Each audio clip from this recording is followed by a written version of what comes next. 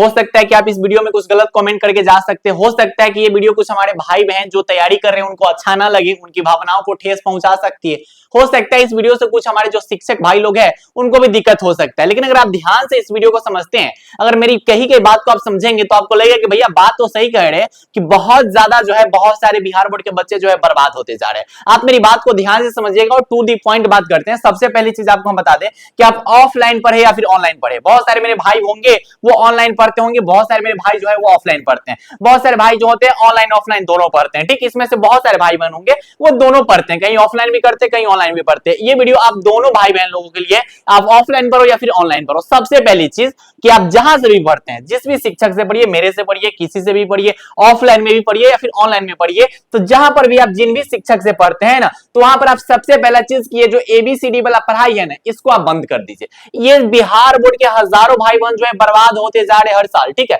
जो एबीसीडी पढ़ाई, अब कहेंगे भैया कि एबीसीडी वाला पढ़ाई क्या होता है, मैं वो भी आपको समझाऊंगा। मान लीजिए कि मैं इंग्लिश की बात करता हूं, मान लीजिए कि भैया फिजिक्स केमिस्ट्री कोई भी सब्जेक्ट की आप बात कर लीजिए, जैसे आपके सामने अभी बहुत सारे चीजें जो होते हैं यूट्यूब पे आती है, ठीक है। उसमें जैसे मान लीजिए क्वेश्चन आ गया, ठीक, अब कोई शिक्षक आए इसको पढ़ा दिया कि अरे चलो चलो चलो ये जो होगा ना सर, ये ऑप्शन नंबर ए इसका करेक्ट हो जाएगा, चलो नेक्स्ट नंबर क्वेश्चन का आंसर बताओ। ये चीजें बंद होनी चाहिए। बिहार बोर्ड के जितने भी हमारे भैया लोग हैं, ठीक, उनसे भी मैं रिक्वेस्ट करता हूं कि इस पे आवाज उठाइए। इससे क्या होता है ना कि बिहार बोर्ड के जो हमारे भाई बहन है ना, वो जब एग्जाम हॉल में बैठते हैं ना, तब एबीसीडी वाला कुछ ऑप्शन ही नहीं उनको समझ में आता है। जब एग्जाम हॉल में बैठते हैं तब उनको पता ही नहीं चलता है कि ए लगाए कि बी लगाए कि सी लगाए। रीजन क्या होता है, क्योंकि उनको कॉन्सेप्ट नहीं समझाया जाता है। पता चलता है कि यूट्यूब पे बहुत सारी चीजें ऐसी चलती है, अरे भाई कम से कम इंग्लिश ग्रामर या फिर हिंदी ग्रामर आप पढ़ रहे हो, या फिर फिजिक्स केमिस्ट्री बायोलॉजी मैथमेटिक्स पढ़ रहे हो, ठीक, उसमें तो बहुत सारे टीचर एक्सप्लेन करते हैं। लेकिन देखते हैं कि हिंदी ग्रामर इंग्लिश ग्रामर में बहुत सारे ऐसे हमारे भैया लोग हैं वो सिर्फ एबीसीडी टिक करते जा रहे हैं। भैया हिंदी ग्रामर इंग्लिश ग्रामर की जो चीज है ना, उसमें आपको कॉन्सेप्ट को समझानी होगी कि भैया अगर ऑप्शन नंबर ए हुआ है तो क्यों हुआ है,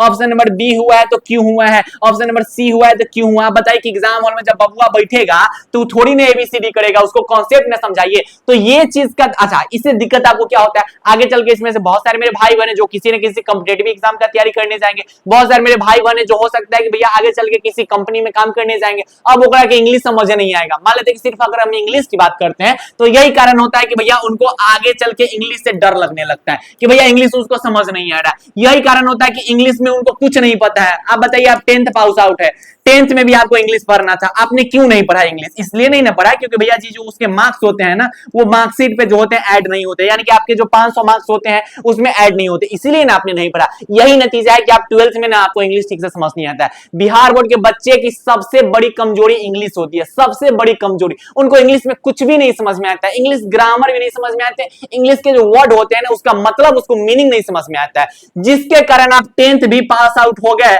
आप सोचो कि 10th में भी आप कहीं ना कहीं पढ़े होंगे, उसके बावजूद भी आप ऐसा क्या हुआ भैया, 10th में भी आपको कम से कम ग्रामेटिकल पोर्शन अच्छे से पढ़नी चाहिए ना। आप 12th में आ गए फिर भी आपको ग्रामर में कुछ नहीं समझ में आ रहा है, बेसिक ग्रामर भी नहीं समझ में आ रहा है, आपको बिल्कुल कुछ नहीं समझ में आ रहा है। यही कारण है कि भैया इंग्लिश में आपको कुछ नहीं पता होता है। रीजन क्या होता है, क्योंकि आप कॉन्सेप्ट नहीं समझते हो, आप लॉजिक को नहीं समझना चाहते हो। आप जहां पे भी पढ़िए, मेरे जितने भी भाई है मैं आपसे रिक्वेस्ट करता हूं, आप ऑनलाइन पढ़िए ऑफलाइन पढ़िए कहीं भी पढ़िए, अगर आपको जो कॉन्सेप्चुअल चीजें समझाने वाली चीज है ना उसको बोलिए टीचर को समझाने के लिए। ग्रामर पढ़ाया जा रहा है, हिंदी ग्रामर इंग्लिश ग्रामर, उनको बोलिए कि समझाइए सर, हम एग्जाम हॉल में थोड़ी ना एबीसीडी टिक करते चलेंगे। हाँ भैया, इंडियन सिविलाइजेशन का कल्चर का क्वेश्चन थोड़ी है ना कि भैया जी टिक करके चल जाएंगे महात्मा गांधी इससे ऐसा नहीं होना चाहिए। आपको कॉन्सेप्ट पूछना चाहिए, कॉन्सेप्ट सीखना चाहिए। यही कारण है कि आगे चल के आप जब कोई कॉम्पिटिटिव एग्जाम का प्रिपरेशन करने जाते हो तो भैया इंग्लिश में एकदम चपाट हो जाते हैं, इंग्लिश में आपको कुछ नहीं समझ में आता है। अभी से अगर बेसिक मजबूत रहेगा ना तब आपको आगे चल के दिक्कत भी नहीं होगा, किसी भी कंपटीशन में बैठो बिल्कुल भी आपको दिक्कत नहीं होगा, ठीक है। बेसिक इंग्लिश तक नहीं पता होता है भैया, 12th में आके बेसिक इंग्लिश तक नहीं पता होता है। रीजन क्या, क्योंकि आपने इंग्लिश को ना पहले से ठीक से पढ़ा नहीं और अभी भी आप उसी अंदाज से पढ़ते आ रहे हो जिस अंदाज से आपने 10th में पढ़ा था कि कैसे पास हो जाना है, ठीक। आपको ये सब माइंड से निकालना होगा। यही काम होता है कि बिहार बोर्ड का जब एग्जाम हॉल में आप बैठते हो ना तो आपको कुछ भी नहीं समझ में आता है। क्यों? क्योंकि आपने इंग्लिश ग्रामर के कॉन्सेप्ट को नहीं समझा, आपने टेंस वॉइस आर्टिकल्स के कॉन्सेप्ट को नहीं समझा। बहुत सारे भाई बहन से अगर पूछ लिया जाता है कि भाई बताओ कि इंक में क्या लगाएंगे, जल्दी से बता दो, इंक में क्या लगाएंगे, ए लगाएंगे, एन लगाएंगे या फिर सर जी द लगा देंगे या फिर ऑप्शन नंबर डी में नो आर्टिकल लगा देंगे। मेरे बहुत सारे भाई बहन के माइंड में ऑप्शन नंबर जो है वो बी खटक रहा होगा, बहुत सारे भाई बहन के माइंड में ऑप्शन नंबर बी खटक रहा होगा। लेकिन अगर आपको ये क्लास 10th में अच्छे से एक्सप्लेन करके बताया गया था कि सर ये जो आर्टिकल होते हैं वो सिंगुलर काउंटेबल नाउन में लगते हैं, तब आपको पता चलता है कि सर इंक तो कोई काउंटेबल नाउन ही नहीं है, तो क्यों लगाएंगे हम आर्टिकल। क्योंकि ये मैं क्लास में भी क्वेश्चंस पूछता हूं तो बहुत सारे भाई बहन बोलते हैं कि सर ये होगा ये होगा, मैं पूछ दूं कि सर यूनिवर्सिटी में क्या होगा, बहुत सारे भाई बोलते हैं सर यूनिवर्सिटी में एन होगा। बिल्कुल हो ही नहीं सकता,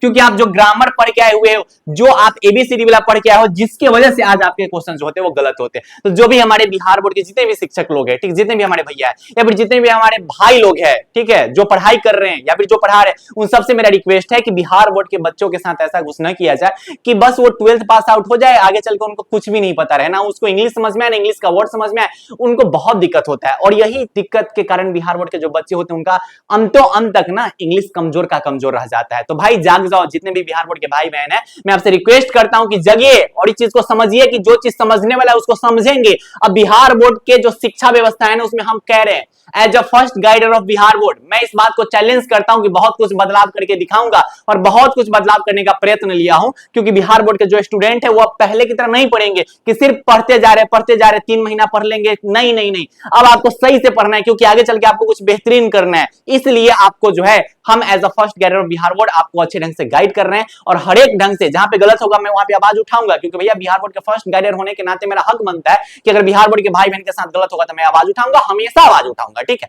और बहुत सारी चीजें भी बिहार बोर्ड के शिक्षा व्यवस्था में गलत चल रही है, वो हर एक चीज पे मैं आवाज उठाऊंगा। बस आपके सपोर्ट और आपके प्यार की जरूरत है। अगर आप इस वीडियो से एग्री है कि हम भैया आपकी बात से हम सहमत है, तो आप कमेंट में जो है लड़का वाला दिल बरसा दीजिए, ताकि हमको ये समझ में आ जाए कि हाँ बात आप समझ रहे हो, कि हाँ भैया ये चीज होना चाहिए कि जहां पर कुछ भी पढ़ रहे हो उसको एक्सप्लेन करके समझाना चाहिए। तब तक के लिए बाय बाय, टेक केयर, जय Hind and love you all.